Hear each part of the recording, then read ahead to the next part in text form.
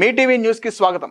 వికసిత్ భారత్ 11 ఏళ్ల ప్రధానమంత్రి నరేంద్ర మోదీ పరిపాలన పట్ల ప్రజలతో మమేకమై రచ్చబండ కార్యక్రమాలు నిర్వహిస్తున్నట్లు ఓబీసీ మోర్చా గీతా సెల్ రాష్ట్ర కో కన్వీనర్ సిద్దిపేట జిల్లా ఇన్ఛార్జ్ రాగుల కిరణ్ కుమార్ గౌడ్, జిల్లా ఓబీసీ ప్రధాన కార్యదర్శి గరినేపల్లి కృష్ణమూర్తిలో జయదేవ్పూర్ మండల కేంద్రంలో ఏర్పాటు చేసిన విలేకరుల సమావేశంలో వారు మాట్లాడారు. బీజేపీ ద్వారానే ప్రజా సంక్షేమ పాలన సాధ్యమని, బీజేపీ ప్రభుత్వం నరేంద్ర మోదీ నేతృత్వంలో ప్రపంచ దేశాల సరసన నిలిచే విధంగా కృషి చేస్తున్నారని, రాబోయే స్థానిక సంస్థ ఎన్నికల్లో బీజేపీ అభ్యర్థులు గెలుపొందేలా క్షేత్రస్థాయిలో పార్టీ బలోపేతానికి కృషి చేయాలని పిలుపునిచ్చారు.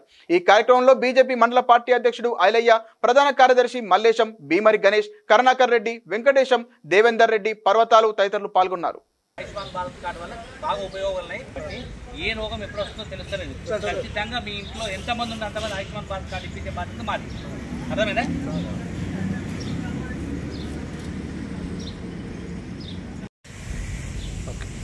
నా పేరు రాగుల కిరణ్ కుమార్ గౌడ్, ఓబీసీ గీతా సెల్ స్టేట్ కో కన్వీనర్ మరియు సిద్దిపేట జిల్లా ఓబీసీ ఇన్ఛార్జ్. సిద్దిపేట జిల్లా గజ్వేలి నియోజకవర్గం జగదేవ్పూర్ మండల స్థాయిలో ఇక్కడ ఉన్న పెద్ద మనుషులను కలిసి మోడీ గారి 11 సంవత్సరాల పాలనలో వివరించి చెప్పడం జరిగింది. వాళ్ళకి ఆయుష్మాన్ భారత్ కార్డు కానీ, రేషన్ బియ్యం గురించి కానీ ప్రతిదీ ఏవి కూడా అందట్లేవు.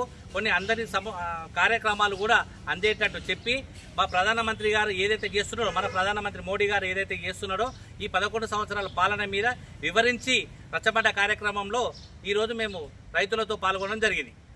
జయదేవ్పూర్ మండలంలో మోడీ 11 సంవత్సరాల అభివృద్ధిపై వివరించడానికి వచ్చినటువంటి రాగుల కిరణ్ కుమార్ గౌడ్ అన్న గారికి సిద్దిపేట జిల్లా ఓబీసీ మోర్చా ఇన్ఛార్జి గారు రైతులకు అవగాహన కల్పించి ప్రతి మోడీ వాళ్ళ వచ్చే ఉపయోగాలు, రైతులకు వచ్చే ఉపయోగాన్ని, ఎరువులు కానీ, రోడ్లు కానీ, రైతులకు వచ్చే ఆయుష్మాన్ కార్డు గురించి కానీ, హెల్త్ ఇన్సూరెన్స్ గురించి సంబంధించిన అన్ని విషయాలు వివరించడం జరిగింది.